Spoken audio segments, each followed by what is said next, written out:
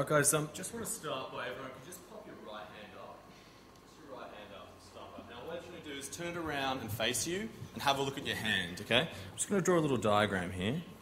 This line just down here, if you've got it from your thumb, if this is your thumb just down here, if you've got a line, that's your lifeline. Okay? And it sort of shows how your life's going to go.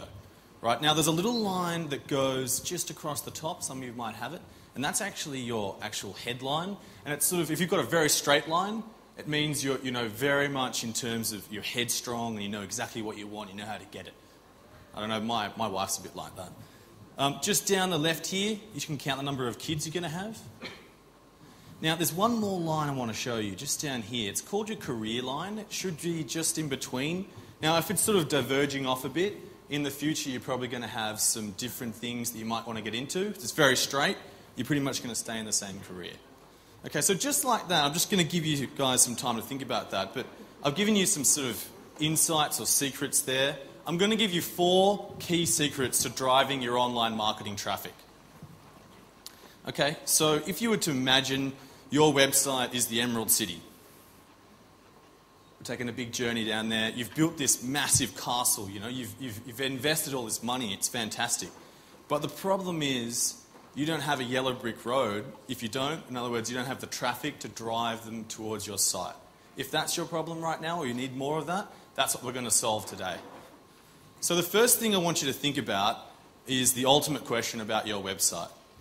I want you to make an honest assessment about your website. A serious, have a look in the mirror. This is the ultimate question, whether your website is going to drive traffic or not. Ask yourself this question. If you didn't own it, if it wasn't yours, would you go back? Like literally, would you go back each week? Would you go back each month? I'm not sure. But if that's not the case, we're going to need some techniques in order to bring people to the site and also bring them back to the site, because that's what your traffic is all about.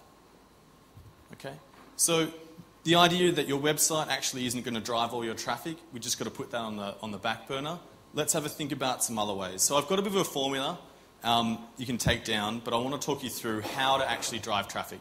There's only a couple of ways of really doing it. Is your offline advertising, your links in your partners, your banners, there's search, email, external databases, and word of mouth, which Roger talked about, all driving through to your actual website. Right, so that's your traffic, new traffic. Customers have never seen you before. They've never been to your site. Now that's fantastic. But the problem is with a lot of websites, they come to the site and they just leave. I call them going to the moon. Or what you could say is they're hibernators. They would be your customer, but they're sleeping. You haven't quite got them over the line for some reason. They haven't bought the ticket. They haven't made the commitment. Now what you want to try and do is, ultimately you want them to get them to come to your site, but go immediately, obviously, to buy online. But that's not always the case. So what you need to try and do is put roadblocks in place to try and capture them along here into your database. And that's what Mike talked about a lot. Because if you've built up a database of prospects, of people who are interested, but they might not immediately buy now, you've got a channel which you can continue to talk to these people and communicate with them. So what might you do? You might ask them to sign up for your e-newsletter. You might ask them to download a video.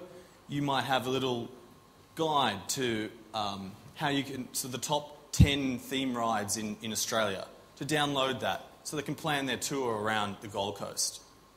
It might be a blog that you can actually subscribe to and get information about upcoming things that are going on, ways in which you can, top family holidays ideas. You need some sort of tool, is what I call as a conversion tool, apart from just buy online, to get them into your database. That's sort of step 1. Secret 1 is that the value of your site is really determined by how persuasive it is in converting these customers into what I call your pot of gold, your database. Because what you can just do then is just market back to these guys, just send them a little email, tell them to come back to your site, and now it's time to buy online. And if obviously you've used something like one of Mike's tools, you've captured those people who have bought online, and you can send them an email and ask them to refer their friends. Now, this is a bit of a process which takes a lot, obviously, work to get to, but it's ongoing. So a normal site will look a bit like this. You know, you've got your About Us, services, articles, news releases, those kind of things. But the site I'm encouraging you to look and try and work towards is one that's asking people to keep pushing them forward towards your conversion pages. Keep pushing them on. Click here to find out 10 ways to save money on your next holiday. I've seen a lot of, done a bit of research on some of your sites, and I hope I'm not offending anyone, but I will be reviewing a couple, which should be fun. But within those sites, you guys have got some good tools going on, but it's just there aren't any low entry ways right now, I feel, that you can actually engage with them. Because at the end of the day, this is actually what makes money. All of this stuff doesn't actually make any money. That's called your money page. So here's an example. We work in the laser eye surgery business. And at the bottom of every single page, this site converts about 4.5% of the actual customers that come to it actually engage with and get in the database. You can see down the bottom here, at the bottom of every single page, we ask them, take your next step to visual freedom. Book online, call us, or send us an email. Every single step along the way, we want to get them to engage with us. We want to get them to come into our database. And if you're not really keen on booking, why don't you just request one of our info packs? But the difference here is that we're asking them all the time in order to get that engagement. And you know what people say based on that? Is they find it a lot easier to use because they can easily get to do what they will need to do. In other words, to book online or download whatever they need. Giving them that easy access allows you to convert better. We work at 3 Mobile as well, so I'll talk a bit about mobile phones and marketing on the internet. It's a really competitive space. But you can see just on the left here, we've just popped this email sign-up form just on the left because they might not be ready to buy a phone off the bat. But what they might be interested in is hearing some tips on using their mobile phone or the latest offer. Or I've seen a phone but I can't quite afford it now, but I'm going to get a pay rise next month and maybe I can afford it then. Why don't you send me an offer? We found fantastic sign-up to this database, and that's what engages 3 and helps them to not have to keep going out there, keep running the TV ads, keep running the press to get the new customers. They can just talk directly to the ones who are already interested. So I'll do a bit of a review. Is this anyone's site here? Good. Okay, so immediately the most important button on this page I could imagine is this one. That's pretty much the money button. Now just to give you a little bit of a tip here, do you notice what colour it is? It's red. What does red mean? It means stop. If you change that button to green, I'm predicting you would see a slight increase in conversion on the website. Because there's this little persuasive idea at the point of actual purchase that if you want to keep the customer moving along, if you just changed it mildly, you might see a better conversion rate. Now, what's interesting, this button tends to stand out a little bit more than this one as well, so I'd consider revising your login button.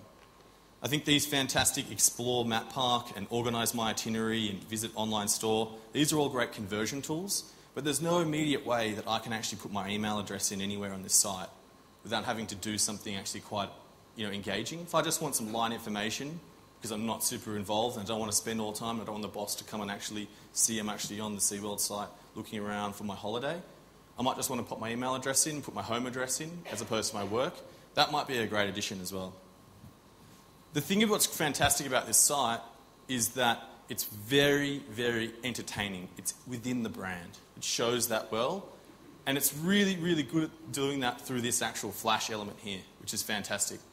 And what's been done really well on this site as well, it's considered the search engines, because the search engines, they can't see flash. There's that entertaining stuff on the actual site. And they've done a great job in terms of underneath all this flashy stuff, you can actually see the actual content itself, which is good. So you can see the persuasion tools here are these ones. I'm not sure this obviously Organise My Itinerary, but even a simple download of a map and obviously get a map sent to you or something like that could be another great way to do that. These kind of interaction tools is what's going to make this site build up its database. and I hope I haven't offended anyone on their site. Okay, so that's conversion at step 1. Right, so we've got people to our site now, because you've obviously got traffic already, but we're actually getting them in the database. That is the key. How we're going to get more traffic. Let's have a look at that. This is actually this is a sort of a pyramid. It's in order of actual cost. So this up here is the most pricey, and this down here is the smallest price. But what actually is interesting is that what I'd recommend is the actual effectiveness. This would be very, very, very, I'd say, least effective, and this down here is the most effective. Search engine marketing, if you're not doing right now, you need to look at that. You need to consider doing search engine marketing. It is people searching for your products. They are searching, they are actively engaged, they are considering what to purchase, they are researching. If you are not in the portfolio of items to consider to purchase, you're basically taking yourself out of the decision that the customer's going to make. You must consider search engine marketing. And that's why I put it down here as the second thing after building a site. Obviously, improving your conversion at step 3. And then techniques like affiliate marketing and email marketing are obviously very good. I can't get into too much detail because we've only got half an hour here. But I wanted to give you guys a real good rundown on actual search engine marketing as well. A lot of people talk about banner advertising, but it's super expensive. And for you guys, in terms of your markets where you're actually competing, I think the search engines are going to give you much better bang for your buck. Online branding are those little wacky sites and videos that people put out there, and they obviously try to get that viralness going. You need to spend a lot of money to do it well, or you need to come up with an absolutely fantastic idea. I'd recommend to take some immediate action. Let's have a look at this search engine marketing, your actual conversion we had to look at, and we might touch on this email marketing as well. Okay, so the first thing. This is an eye tracking study done as to where people look on Google and where they click. You can see that the purple X's are where they click, and you can see that most people look in the top rankings. It's called the golden triangle of Google. And interesting enough, they do actually still click on those sponsored links.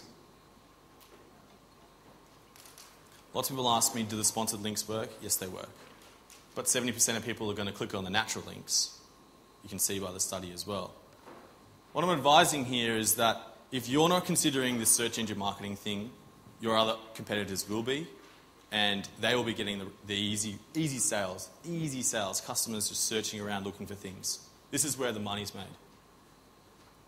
So I'll give you the process with this search engine marketing thing. I'm going to go through it a little bit because it is the most important thing if you're going to take some action on this as to what you want to do. Keywords are obviously what you want to consider, and we'll just go through a little tool here as to what you can actually do. We actually can use some tools to go into the search engines and figure out what words people are searching for. And I'll show you some of that in the theme park space coming up. The next thing you want to do is just create content about what people are searching for. So if they've typed in theme park maps, you want to send them to a page about theme park maps. If they typed in a word like theme park holiday discounts, send them to your discounts page. Simple things like that actually make all the difference and stop the dropout or abandonment rate on your site. You want to then optimize it, try and build links back to your site, and then continue to build your site. Once you've got all this organized, that's sort of very advanced stuff. Let's try and focus on the basics. So here's an example. Just take this in for a little bit. These are the actual words people type in with the actual keyword theme park in them. And on the right-hand side shows you how many times they do it. It's just an indicator. I'm not sure how many of you guys realise, obviously, what people are typing in with the theme park space as well is that people are looking at the theme park game, which is interesting. They're also considering accommodation in the Gold Coast, Melbourne, maps, jobs, theme park New South Wales, online package, pictures. These are all words people are searching for already. So they're in the consideration process, they're looking for that information, and in all of your niches that you work in, there are similar words and similar, obviously, sets of keywords. And obviously, you could imagine if you sent them to a relevant page, you'd actually be making money. Now let's have a look. Obviously, in terms of what you want to try and do, next step is let's assign them to some pages. So it's pretty basic. The home page is the most generic word, so theme park. But the more and more people refine their search and the more keywords they add in, they want more detail. specific content and specific information. So send them to a specific page. Send them to your holiday page. Send them to your theme park accommodation page. Give them the extra detail they want. I've just written an article here, how to take the perfect theme park holiday. I'd like to know how to do that. If I was a family and I didn't actually know how to do that, I'd like to obviously make my family experience a good, enjoyable one. That'd be something I'd want to read before I actually make that decision. And that's the big trend. What was happening before online was that people were just searching and just clicking on the first link. Now people are putting in more and more keywords, so 3, 4, even 5 keywords. They're refining their search. They want to know information to make an informed decision and not just, I'll just choose the first one I can possibly see. So providing content and articles about how to select your product or solve your problem that you actually solve, that frustration, like Roger talked about, that's valuable information which your customers will read. So let's have a look. I've just typed in go-karts into Google here. Does anyone compete in the go-kart niche? No? Oh, you do? Okay. Are you from Kingston Park? No. Okay. So Kingston Park have taken the initiative, you can see, and they're ranking number 1. So they're obviously, they're finding that they're actually making money out of this because all the other competitors, eBay, they sell go-karts. Go-Kart Sydney, this is obviously a niche player within competing. Catalog Central seems like another place that sells them. These are all just comparison sites. Another cart, you can see they put their phone number in there as well to save people from clicking, to save them money. And Census is just a directory. So there's still space in this market to get your ad in there.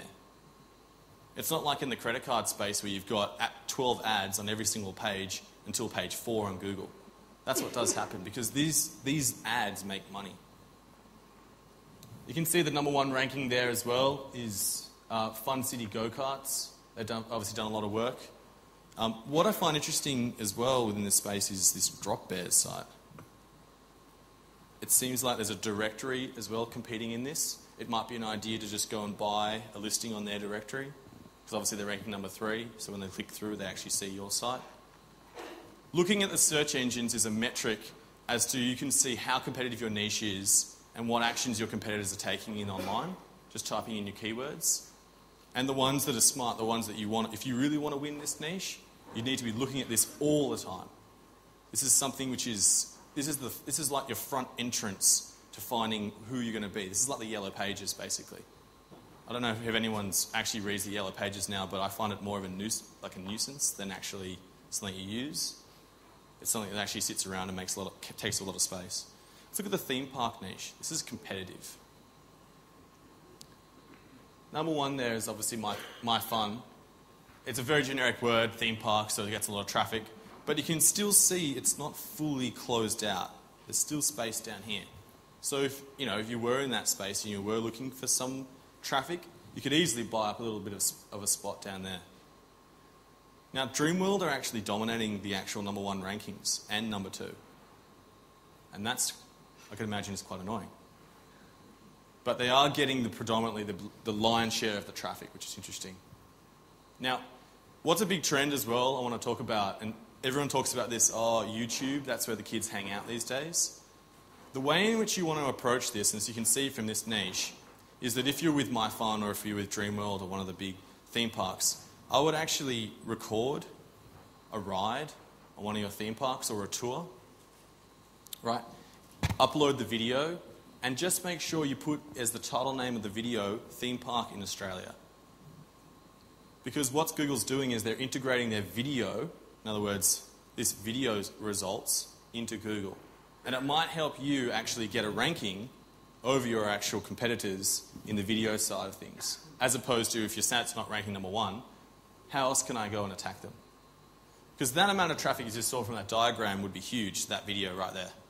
Obviously there is a song called Amusement Park right now, which is competing with your... It's sucking some traffic.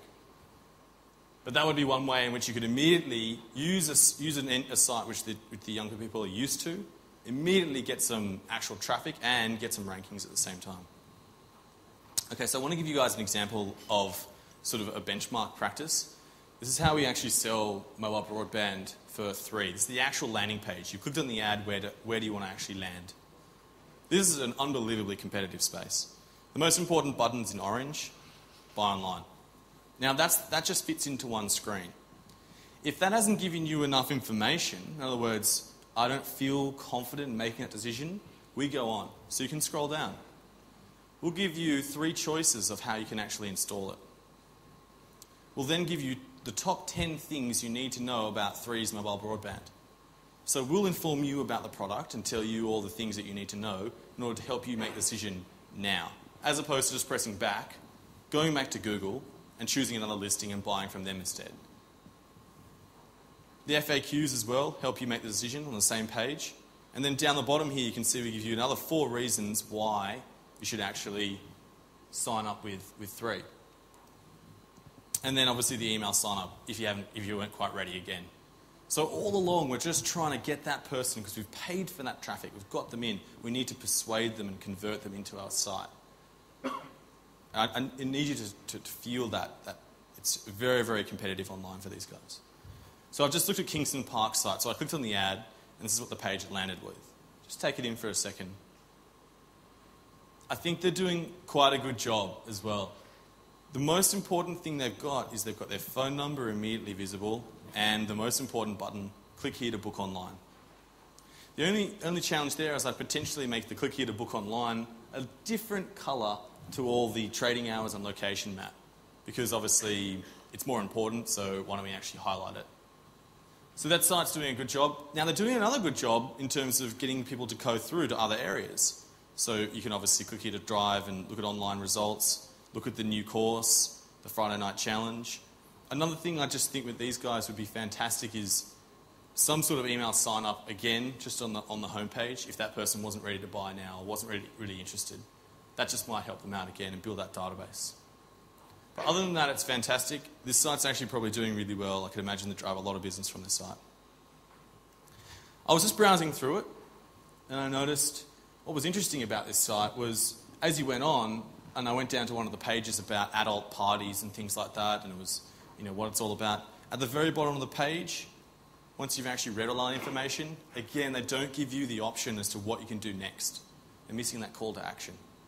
So if they just added that to the bottom, I could imagine they'd just get a couple more sign-ups. Because when you're online, downloading a flyer is not as convenient as just filling out a form and telling someone to call you back. That's the next action. It's the persuasive, it's the momentum towards closing that sale. We want to keep that going. Okay, so that's sort of one tactic. Search is great.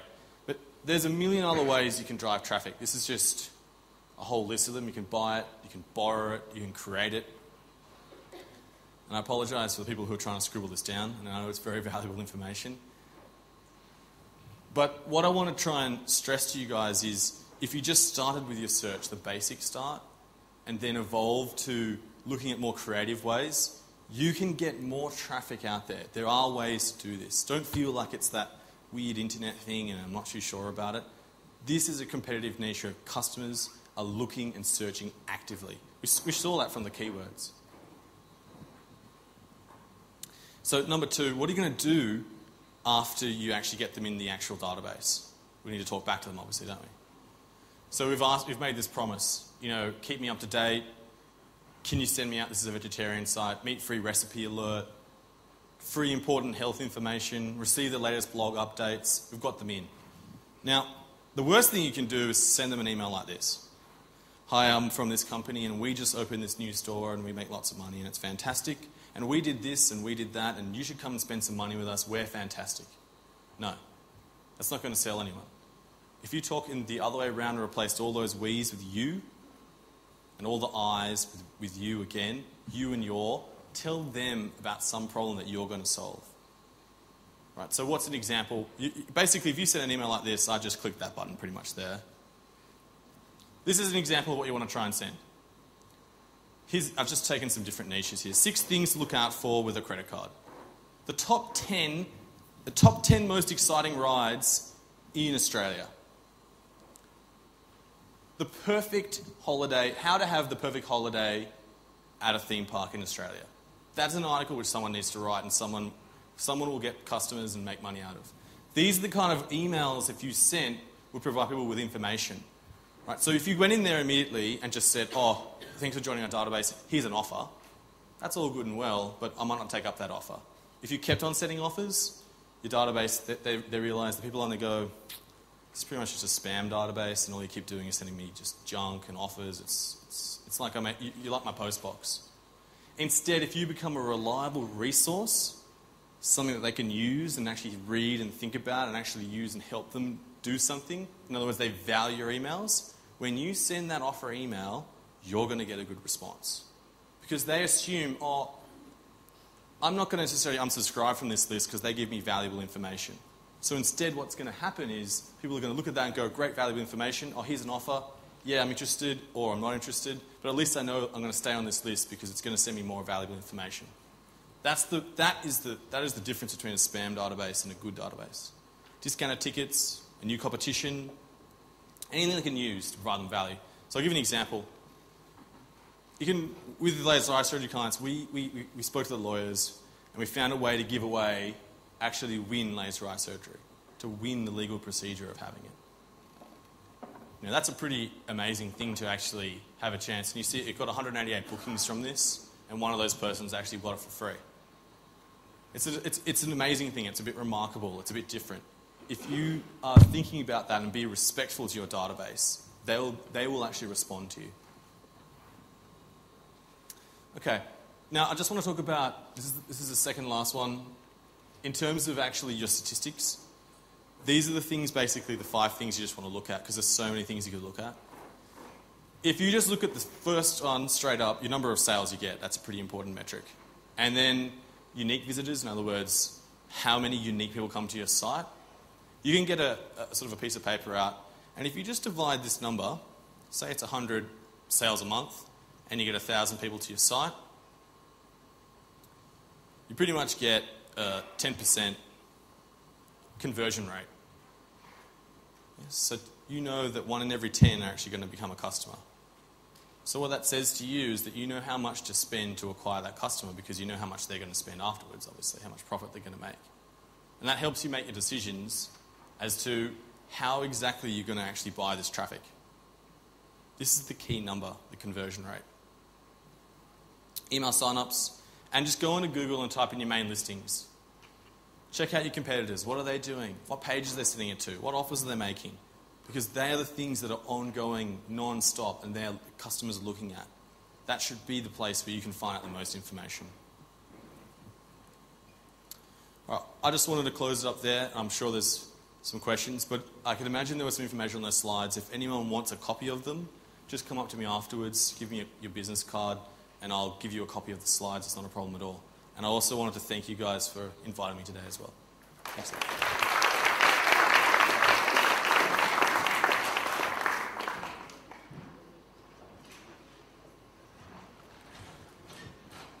Thank you very much, Fred. And everybody from Warner Village Theme Parks is sitting there going, okay. Interesting time. Very interesting, very informative, and a lot of stuff that I'm sure many of us are still getting our heads around the basic techniques, and so getting that extra detail will certainly send us on some good missions. Well, we're moving on to another session right now. I might just, Fresco, can I put this laptop down on there, just so Marianne's got the room? Let's move this. Here we go. Oh.